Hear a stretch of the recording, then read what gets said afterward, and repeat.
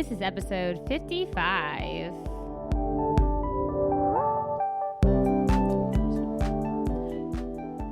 Hey everyone, welcome to a special edition episode called SLPs Beer and Cheese. I'm Deb. And I'm Maria. And here is our podcast for the summertime SLP. Welcome. Yes, we are switching it up. We have decided to take a little break from some wine and switch to beer. You know, the summer is a great time to lay back, chill, and have some beer. Yeah, and we need to chill after all that bitch wine. Yes, we do. Yeah, that was a lot of bitch wine that we really did enjoy by Grateful Palate. Yes. If you want to buy that wine, which I think you should, check out our episode descriptions. Yeah, there should be a link in there, right, Maria? There is a link in there, and I checked it, and it works, and I'm proud of myself for it. Well done. Thank you. I'm proud of you as well. Thank Cheers. You. Cheers. We have cans today, so you can't really hear. But I picked this beer. I hadn't had it before. Mm-hmm. Yeah. But I like names, and this is Hell or High Watermelon wheat beer. Mm-hmm. And I thought that was a fun cliche. And is it bad to say I don't get the cliche? Well, how about while you talk about the beer, I Google the cliche so I could tell you exactly more about it. So, Hell or High Watermelon. It's a wheat beer, and it says it's brewed with watermelons, and it's a seasonal release. So really, this is a seasonal beer. And I'll have you know, it's brewed and canned by the 21st Amendment Brewery. And funnily enough, that brewery is located in San Leandro, California. And, you know, spoiler alert, our guest on this show is living currently in California. Wow. Yeah, so I found this to be a very fitting beer. Yeah, our later to come guest. Later to come guest, yeah. Right now there's no guest except for if you want to count Oliver. Right. Where he's always here, though. He just bark like he was wondering why you didn't include him. Yeah, hey there, Oliver. What's up? So, Oliver. Yeah. Oh, right. I get what you did there. Well, we did have our previous guest, Valerie. Right. Who talked about a lot of OT things. Yeah, so I'm going to tell you that hell or high water, if you say you will do something come hell or high water, you mean that you are determined to do it despite any difficulties that there might be. I'll get you to the airport by noon come hell or high water. So nothing will get in your way. So nothing will get in my way of drinking this. Yes, but this is hell or high watermelon. Right. Right. Which watermelon is such a summery fruit to begin with. I love watermelon.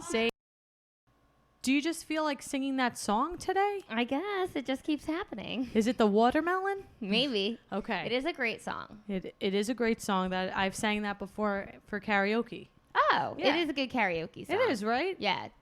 I haven't done it in karaoke. Do you get exhausted? No. You can keep going. Yeah, because she doesn't really get crazy like Celine or Whitney. No. Sometimes you pick a song and you're like, this was overambitious. Yeah, I've done that before, and I've learned to just stick with the usually men's songs because my voice cannot hit those high notes. So right. Man's songs. But I do like Paramore because I feel like those are good songs I could sing. Oh, okay. Just sing because her voice is like a little bit raspy. Not that I have a raspy voice, but she's not like Whitney hitting like note I like F or G or something. Yeah, I don't know any notes. I felt like that was the right thing to say. I feel like F is a high note. I feel like A is like a high note. Is it? Like, I don't know. I have no idea. I feel like it's F. We don't know any music theory. Yeah, here. we don't know. But we do want to get a music episode. So any musical therapists, reach out to us. Yeah. Just saying. I like to sing Bonnie Bratt in karaoke. I don't know what that is. Give them something to talk about. Oh, okay. Oh, yeah. That's okay. Yeah. It's a good one. All right. That is a good one. I'll put that in my back pocket. Yeah. Yeah. She doesn't get carried away. Got it. Mm-hmm. So I was thinking it would be fun to get to know you a little bit better, Deb. Oh, and with this very research-driven quiz here on marieclaire.com. Okay, good. It is titled Quiz. Are you too sensitive? Oh. Yes. Oh, boy. And it is a series of true or false questions. Okay. And I think you might enjoy it. It's got a high sensitivity, this Right. sensitive A high sensitivity. That's right. And what do you hypothesize will be the outcome of this research Right. study? My hypothesis is Deb is not overly sensitive. Mm-hmm. So the null hypothesis, right, Yeah. is that you are too sensitive. Right. I guess I'm- like that's why you're asking to begin with. Right, and I'm trying to disprove that Right. with this research methodology here I of see. a Yes. true or false question. But would this quiz indicate that I need to increase my sensitivity Right. or that like I am a good amount of sensitive? I don't know. We'll have to see what happens. I don't know. I'm Okay. not sure yet. So let's just get right into it. True or false? I tend to be very sensitive to pain. False, but I haven't felt any intense pain in a while. Okay. So, Never. All right. Well, I I don't got know. false here. So false. I try hard to avoid making mistakes or forgetting things. False, because I could try harder. Right. Got it. Being very hungry creates a strong reaction in me, disrupting my concentration or mood. True. I get really hangry. I hear you. Other people's moods affect me. Other people's moods affect me. True. I am very much impacted by other people's moods, especially if they are in a bad mood. Yes. That's hard for me to deal. Well, energy is contagious. Mm-hmm. I notice and enjoy delicate or fine scents, tastes, sounds, works of art. I wait, Notice is it, I and notice enjoy. and enjoy. Okay, so yes, I do notice and enjoy. I think I'm pretty sure. Okay. I think so. You're into art. Yeah. I make it a high priority to arrange my life to avoid upsetting or overwhelming situations. Very true. Okay. Got it. Next question. When I must compete or be observed while performing a task, I become so nervous or shaky that I do much worse than I would otherwise. True. No, false. I'm False. joking. It's not true. I think you get in the zone. Yeah, no, I don't really feel. I like to be observed. Okay.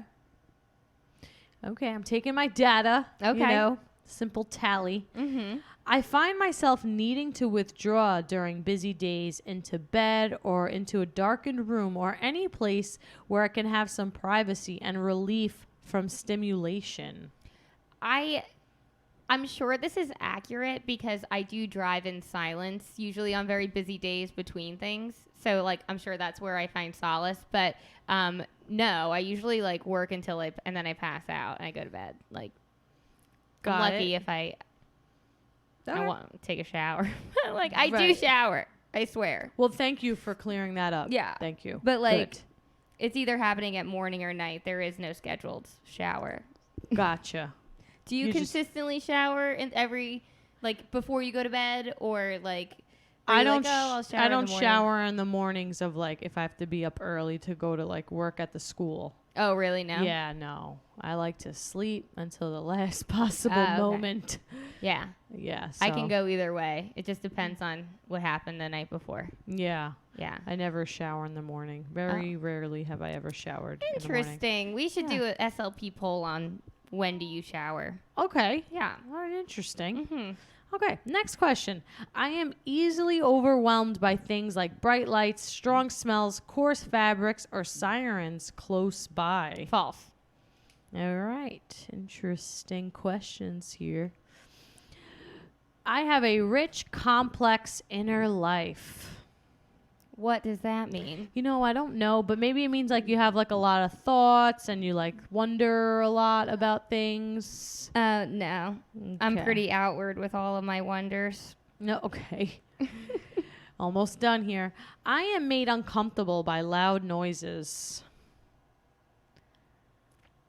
Like I'm not startled by fireworks or anything, but I Mhm. do feel like I get if the volume is too loud on the TV, I'm like, why is this screaming at me? Or if there's too many like competing sounds, it's annoying. Yes, I agree with that. So Yeah. true. Yeah, probably true. Okay, then. I am deeply moved by the arts or music. True. Okay. Ready for the last question? Mm-hmm.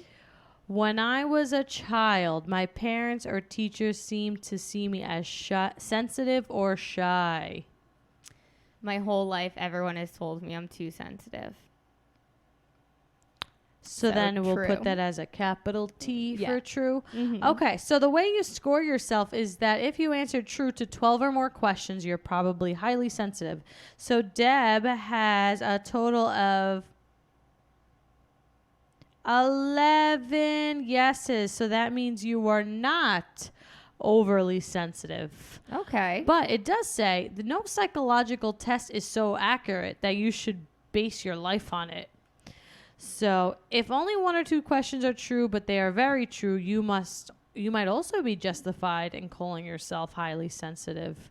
So really, I feel like this is similar to the Harry Potter quiz of which house do you belong in? Right. And then in the end, it's like, well, which house do you think you belong in? Right. Where do you want to be? Because that's like, yeah, it's like intrinsically how you see yourself and what you feel. Mm-hmm. Do you see yourself as highly sensitive? Yeah. Okay, so But I'm like really tough.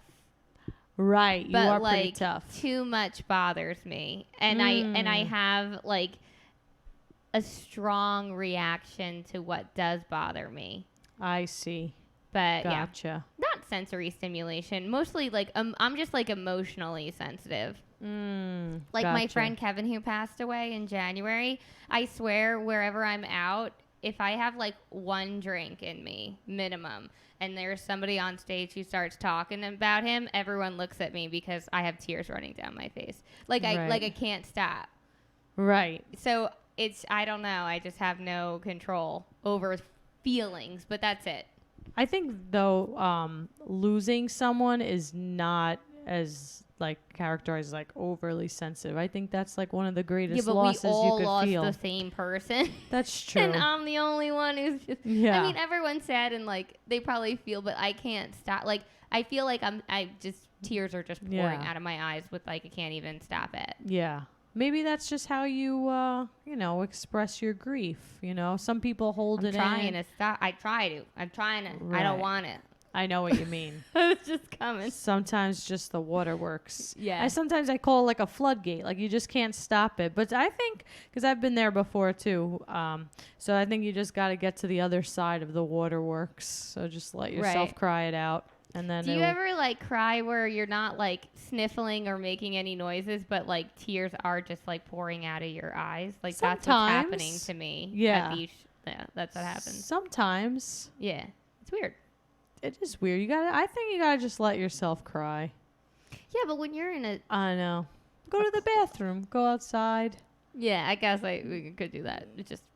I know. Yeah. But this is well, how I you mean, feel. at this point, I'm just like, I'm me, and everyone, you're looking at me because you knew that I was going to do this. And right. maybe you did it to me. Yeah, maybe. Because you, right. So, whatever. I get it. Grief is a tough topic, but not to like, no, I don't want to seem like insensitive, but do you want on a lighter note move on to the interview? Right. Yeah. Yes. Anything that's a good else you want idea. to talk about though before? No, now you're worried I'm too sensitive? No. I cry too. I cry too. Yes. Yeah. No, I'm happy. I heard clips of this interview already when Maria was doing some editing. Yes. All on her own. And it sounded really entertaining. So yes. I'm excited to truly listen in. Thank you. So I will intro this interview. So, right after this commercial break.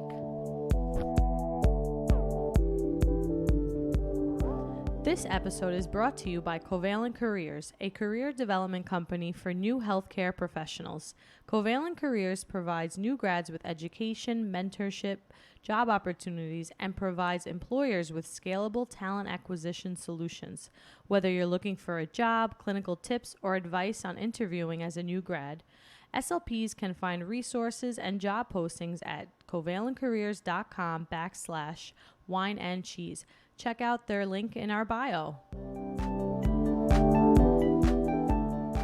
This episode is also brought to you by Fusion Web Clinic. Fusion Web Clinic is an all-in-one practice management software designed specifically for pediatric speech therapists, physical therapists, and occupational therapists who need to save time and streamline their practice. With unlimited customer support, free onboarding, and an ever-growing set of features, thousands of therapists across the country use Fusion every day to treat their kiddos.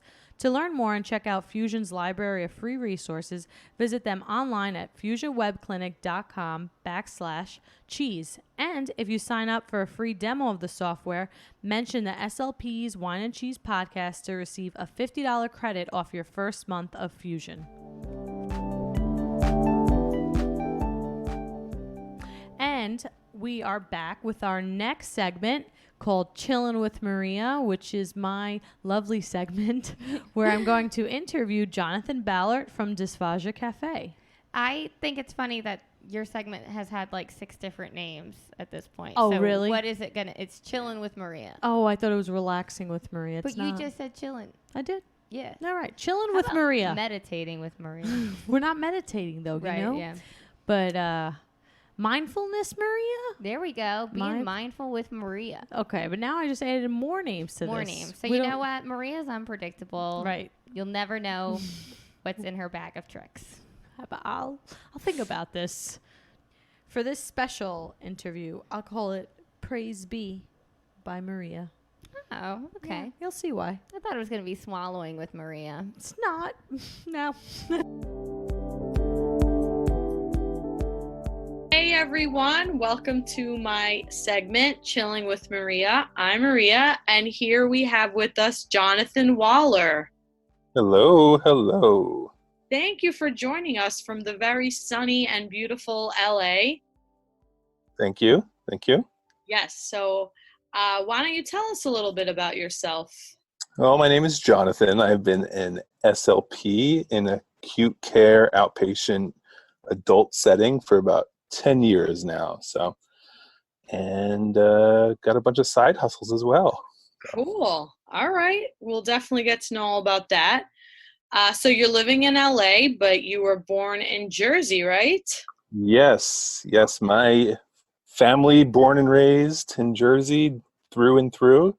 Asbury Park. Oh, We got the Bruce Springsteen connection. We got Danny DeVito. Yeah, I think my aunt did drugs with Bruce Springsteen. That's her story that she used to tell us at Thanksgiving. So, I mean, I wouldn't be shocked by that. Right. But Bon Jovi too, right? He's Bon Jovi. They're all, New Jersey gets a bad rap. Yeah. Right. Cheers to New Jersey, by the way. We didn't get into what you're drinking. I forgot. I am drinking a very fine wine. It's called Bartonura Moscato. Wow. You like Moscato? Not really. No, actually, it's pretty sweet. Yeah. I don't want to, drive away your listeners, but I'm kind of a Grey Goose guy myself. No worries. This isn't vodka and cheese, so I understand. Vodka and cheese. But this is a very nice wine. I mean, it's kind of effortlessly transparent, yet kaleidoscopic. It combines moss with whetstone oak pepper and a rich nut with a clam broth savor, but milks like the salivary glands. It's kind of weird. Okay. Did you make that up, or is that on the label? Because it sounded great, and then I was like, I don't know where this is going. Well, I mean, there's a surprising climactic and animated tang to it, but it renders the finish as invigorating and refreshing as it is vibrant, mouthwatering, and dynamically complex. No, I Googled this. It's kind of, Okay. I was going to say, I didn't want you to think I was a wine connoisseur or anything, but. Yeah. All right. So we do drink it or sink it. Do you vote drink it or sink this wine? I drink it for sure. Yeah. Virtual cheers to Jersey. It's ceremonial, this wine, actually. Nice. Oh, is it? Yeah, it's more like for Shabbat dinner and stuff like that. Oh, okay. Yeah. I didn't know that. Yeah. Cool. Mazel tov. Thank you. Yeah, you can say l'chaim. L'chaim. Yes, Mazel Tov is like congratulations. You can say that at the end of the show. All right, so we'll Yeah. say Mazel Tov at the end. Yeah, Got it. yeah. Remember Thank you. this. I'm drinking bitch wine because we have just like a ton of bottles of that, so that's what I'm drinking. Drink what you have, That's what I say. Do you like it? I do. What does it go well with? Well, I usually have feta cheese, but I decided not to have cheese now because I'm How like, come? let me just have some wine. What do you Okay. like to have your Moscato with? Anything in particular? Typically brie. I mean, brie is my favorite cheese, actually. Yes. Learned a lot of interesting things about brie. Okay. I think you might have educated me on what town in France it came from. Should I make up a town name or should I just say I don't know? I'm gonna go with I don't know. Okay, I'll give you three choices. Oh wait, brie? Yes. Yes. I did it. You now will be able to participate in Jeopardy in the cheese category. Yes. Take a sip of my wine for that. Cheers. Cheers. We're gonna go through our wines quickly today. But last thing about the cheese, there's a quick cheese joke. I don't know if you're interested in. Yeah, definitely. I don't want to drive away your listeners, or no. No, our listeners love cheese, and I feel like they stand by it. When we met them at ASHA, they were like, "Your wine and cheese, two great things." Really? I know, right? Were you at ASHA this year, by the way? Not this year. The year before.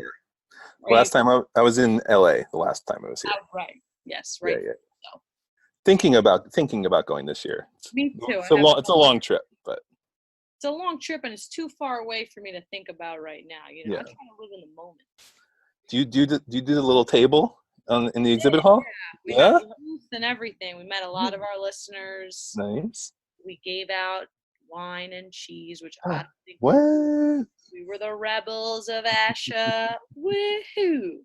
You said try this new thickener, and they're like, you just snuck it in by being a little. That's what we need you for. That's right. They have wine thickeners out there. You know that, right? I know. There's like patients like those. I recommended it one time. There was a patient I had one time in a hospital who, he was a very large donor to the hospital, and so regardless of how bad his swelling was, they insisted that he have a glass of red wine. Okay. And so we thickened that red wine, and he was happy. So they have thickener for Jack Daniels, everything. Right. Yeah. All the adult beverages. That's right. Okay. So you had a cheese story, you said, or no? Yeah, a quick cheese joke. Okay. There was recently, I don't know if anybody, listening to this podcast heard, there was a huge fire at a cheese factory in France. Did you hear about that one? No. It was on the news everywhere. Yeah. And it pretty much annihilated and devastated everything, but there was just a whole bunch. The only thing that was really left was just a bunch of debris. Did you see what I did there? I did see what you did there. Okay. I liked it. Okay. Yes. We had our whole live show. I don't know if you know, but me and Deb, we hosted a live podcast recording. It was like 48 and 49. Don't quote me on that one. Okay. We talked all about figurative language and the importance of using figurative language and jokes, and how a lot of adults, and especially kids with pragmatic issues, struggle with those aspects of figurative language. Okay. Yeah. No, our right CVA patients struggle with it all the time. And yeah. Have you ever tried that joke on them? No. That would be a hard one, right? Yeah, tomorrow I'll try. Tomorrow. Yeah, try it out. Let me know how that goes. That's part of my assessment. We have the cookie theft picture and the cheese joke. Okay. Did you get the joke? No. No. Check yes or no. Yeah, patient will get the joke with mod cues. Patient will find me funny after 3 consecutive trials. Goal met. Great. Love it. Yeah. So I wanted to play. Oh, actually, sorry. Going back to Jersey, right? Yeah. And we're going to play the this or that game. Okay. So you were born in Jersey, right? But now you're living in LA. So It's a disconnect how I got here, right? A little bit. Yeah. You're going to connect those dots for us. I am going to connect those dots right now for your listeners. You know, a lot of people say, were you an army brat, when I continue the story, because, you know, spoiler alert, I moved around a lot. Okay. So from New Jersey, I was born in Princeton. Mm-hmm. You ever see the movie Beautiful Mind? Yes. Okay, so that has nothing to do with my story, but you know, he went to Princeton, but I didn't know him. We went from Princeton to Philadelphia, Gotcha. right? So about an hour and a half away, I think, you know, not too far. From Philadelphia, around 9 years old, I went to New Hampshire, and we lived in southern part of New England, New Hampshire. I went all the way through high school. Did a year of college in Boston. I played baseball. That was fun. So I was a really competitive baseball player, and went down to Georgia. My family decided to move to Atlanta to be with the rest of my other brothers who were happening to move there at that time. And then we went there. And then I graduated with a degree in communication, not disorders, just communication. Communication. Yes, I didn't know what the heck I was going to do with that. Mm-hmm. So I was really into media and advertising, and you know, it was just looking back, I just did not have a plan. I literally like a pack up the car deal, with no money in the pocket and a hole in my radiator, and just drove to LA. And Wow. the plan was to be in the advertising business. But 9/11 hit, and it was a really bad time for advertising. Right. Yes. Yeah. Should I go into my little journey right now? Yeah. Okay. So I came out here to do that, and it was kind of slim pickings on the jobs situation.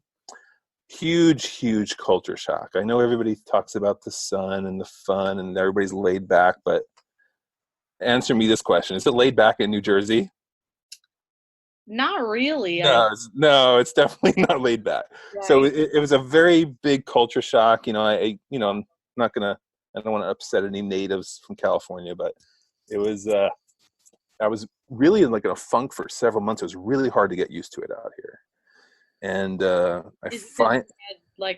need a job, I need to find something, and everyone else is like, don't worry about it. Yeah, you just go surf, but I'm worried about surfing, you know, just let's go to Starbucks. And I'm like, no, it was a whole hustle and bustle. And, you know, and so I finally got a job as a media buyer, which was not the creative side of advertising I wanted to do. So you know, we had a client like McDonald's, and they had money, and they wanted to advertise on the radio. And so I would work with them to negotiate rates based on ratings. And it was not my thing. And I did it for a few years. The cool part is met all kinds of fun people. I think I saw Paula Abdul was the first celebrity I saw at a restaurant. Cool. I like her. She's a dancer. The next one was Fabio. Right? It gets better. A-list, right?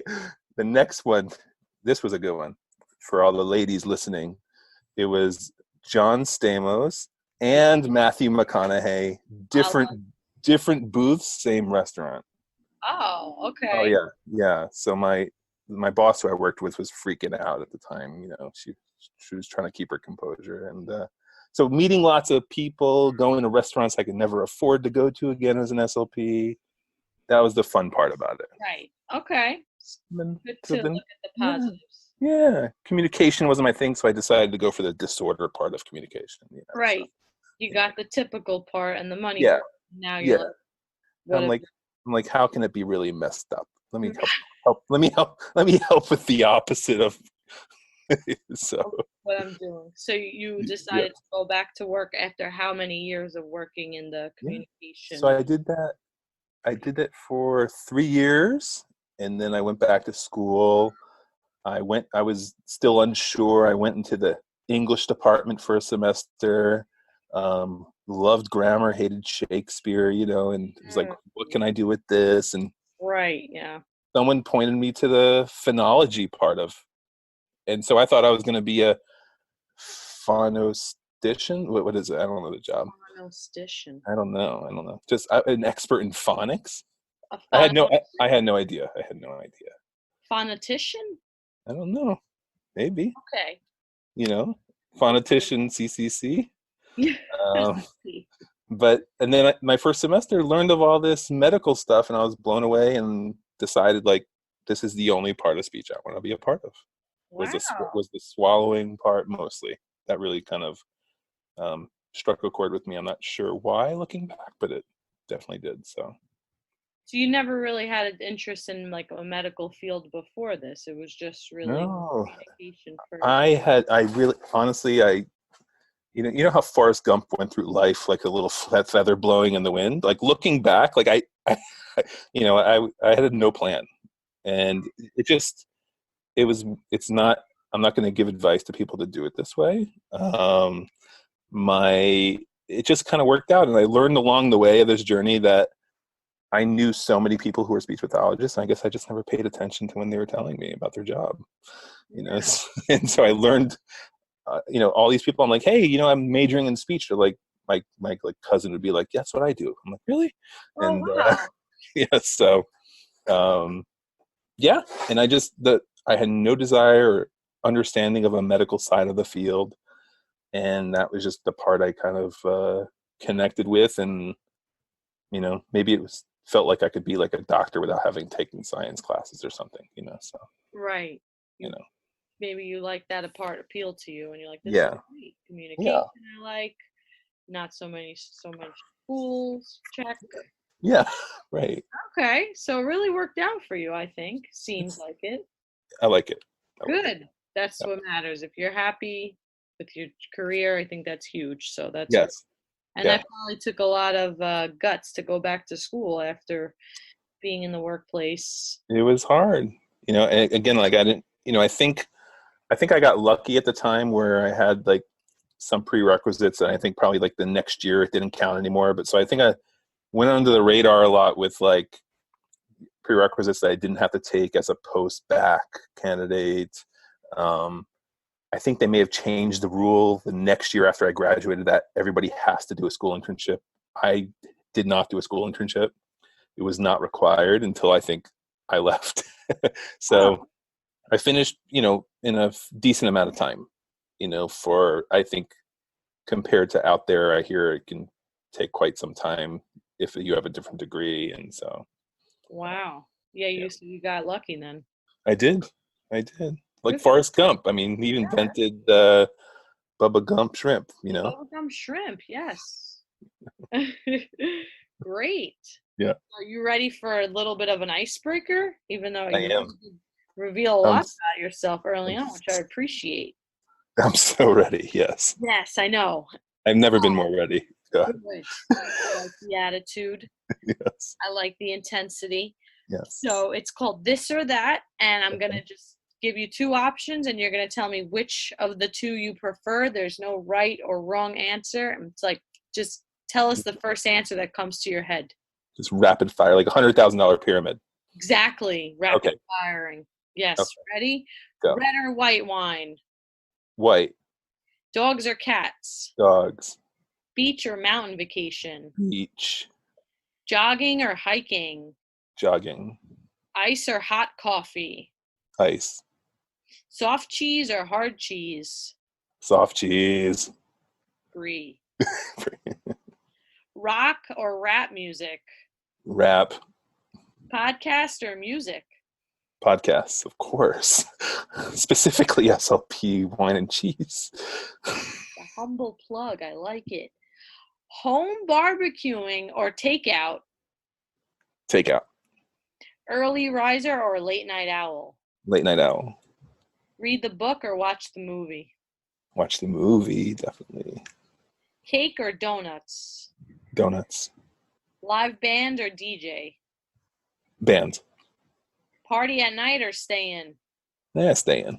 Too old for that. No. Yeah. This is a family show, right? Would that be edited? Okay. Sorry about that. I don't even know. We got a whole bunch of listeners. Just People don't get offended by what we say. Remember, freedom of speech. Okay. This is PG-13. PG-13. I like PG-13. And Netflix or Hulu? Oh gosh, Netflix for sure. Okay. Yes. Do you like Handmaid's Tale? That's the only thing I watch on Hulu. Yeah. I love it. Praise be. It's so good. I'm still on season 2, so I'm not Okay. yet like ahead and caught up. But all I'm saying Yeah. is season 2 took a very drastic turn. It did. It's I do you feel guilty liking that show? It's as a woman, I mean it's kind of it's brutal, right? It is definitely brutal, and a lot of times I have to cover my eyes, but I do like it. It's very, very good. It's Very well good. done. Yeah. I like all the hidden motifs, I guess you could say. I like that they have that religious aspect and the feminist aspect and like Yeah. bureaucracy aspect. All the Yeah. all They've done really well, and I like the commander. I don't like what he stands for. I think he's a really good actor. The guy, whatever. Gotcha. Yeah. I Yeah. like. I don't. She's Yeah. badass chick, I think. What do you think of Fred? Should we start implementing that into our own society? Like, Which one's Fred? I don't know if I'm up to that yet. no, but when you're married, you're gonna say your husband's name is Franco. Your name is gonna be of Franco. Oh, I'm gonna disagree with that. Well done. Yes, of course. Yes. Yeah, I have my own name. Yes. Yes. Yes. Got by without that name before I married this individual. This hypothetical Franco. Yes. Yeah, hypothetical Franco. Yeah, it's a fantastic show, and it's I like I'm weird when it comes to talking about movies and shows because I like the color kind of is really invigorating, right? When they show like the red and the white, and there's all kinds of like symbolism, I'm sure. I'm wondering why like certain women are wearing like the blue capes and why like the handmaids are red. Right. Like the red symbolizes like vitality because they want to bear children, and then the blue is like, are they like royal or something? Yeah. That's my idea, but I never like Googled this to make sure. What do you think?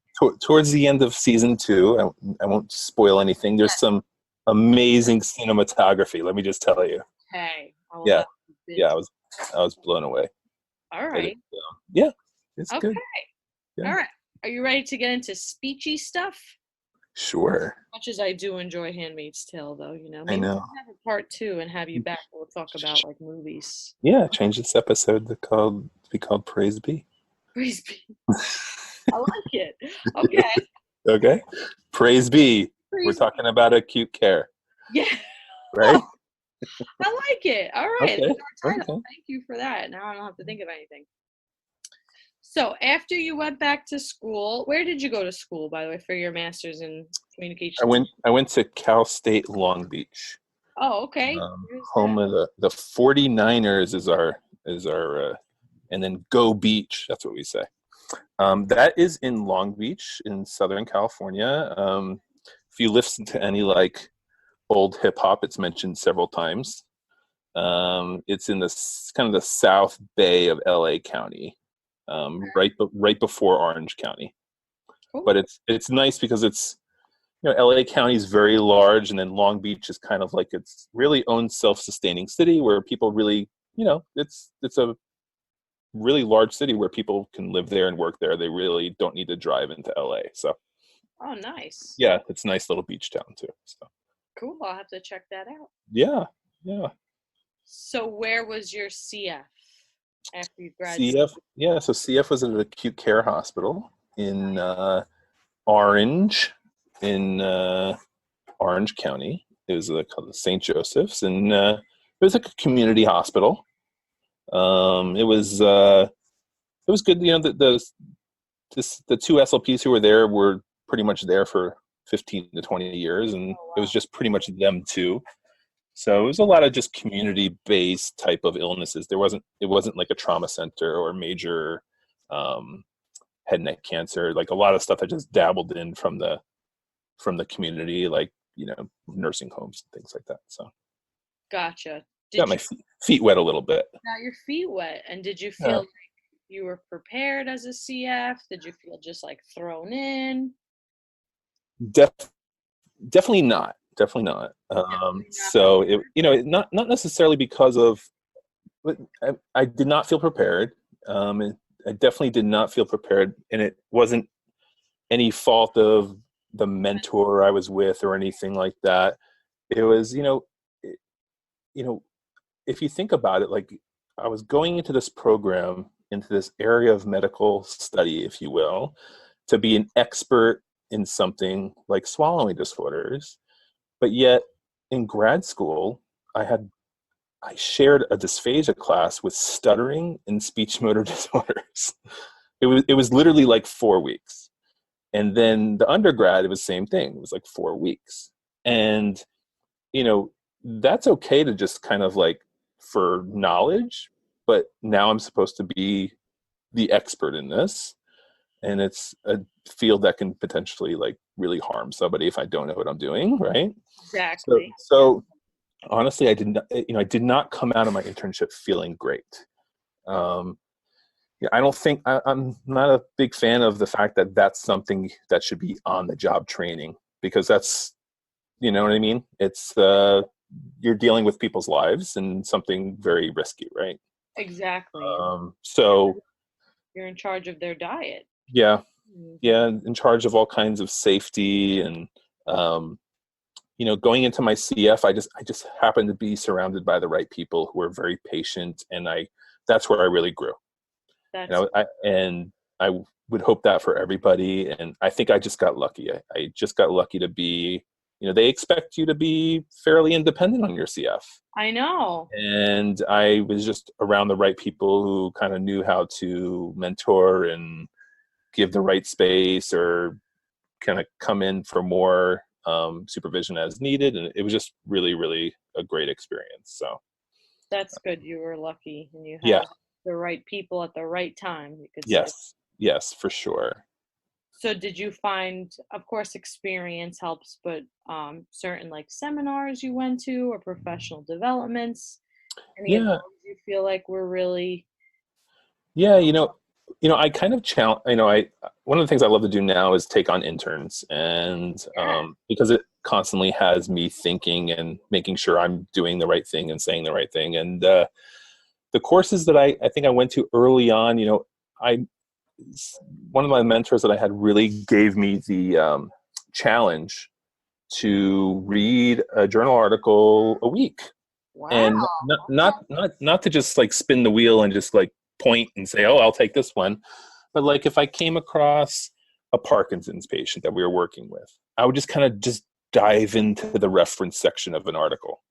And then that was just turned into a rabbit hole of references. And then, by the time I was done, I now had a collection of references that I can continuously go back to and just springboard off into something else. And so I took that challenge seriously, and that was really, really great. So, I think we love talking about CEUs and we love talking about courses, but honestly, like I would not replace that as an important part of someone's education. I would not replace wanting to check off a method or treatment session as the means to educating. So, but with that said, there was lots of online stuff. Yeah. I went to early on. I went to it's called Sin City Voice. It's in Las Vegas. Spoiler alert. Yes, and it was a little above my head because it was just high level voice stuff, and I wasn't quite ready for it. Okay. Went to Dysphagia Research Society early on, and that's kind of how I started to develop into the Dysphagia Cafe website and whatnot. So there's a lot. I mean, ASHA was helpful. There's so much out there. I mean, there's so many some stuff online too now that's really, really good as well. But also you took that initiative to go and to read these journal articles and take CEUs that, you realized that you needed them and that they were going to, in a way, make your job somewhat easier. Yeah. The more equipped you feel, the more confident you feel walking into a session. Right. And I use that a lot, and with students or newer clinicians that I work with. I'm you know I'm not afraid to say I don't know something, and I think that's one of the I always joke around, that's the biggest one of the biggest things on an interview that I almost look for, is for someone who doesn't know something to say I don't know, but I know where to look into how to be resourceful and find out. Right. And I will be honest, when it comes to areas of speech pathology, I never wanted to be a jack of all trades clinician, and I'm definitely not. And I like what I like, and I kind of go towards that, and I do it to the best of my ability. And when I don't know something, especially with a student who's interested in an area that I may not be interested in, Mm-hmm. I know I can point them in that direction, and kind of empower them and challenge them to kind of do that same thing that I did before, to go down that rabbit hole and get lost a little bit, and Find then their own yeah information to help guide their decisions. find your little golden nugget Yeah. of speech therapy. Gosh. Cheers. Cheers to that. All right.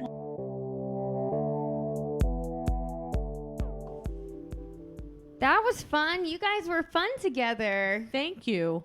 I just wanted to clarify where I messed up. I guess I had maybe too much bitch wine. Fagito obviously means food in Greek. I said to eat, which is not true. Which is something that you eat. Right, exactly. That's where my mind was at. Yeah. So technically I was correct. Yeah. So keep listening for the next episode, which will be released right after this one.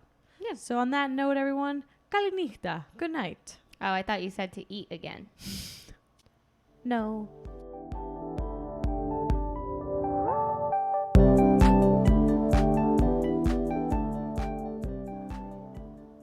If you're still listening because you want more, then you should check out our Patreon. We have bonus content there at patreon.com/SLPs Wine and Cheese. Also, like and review us on iTunes, please. Thank you. Bye.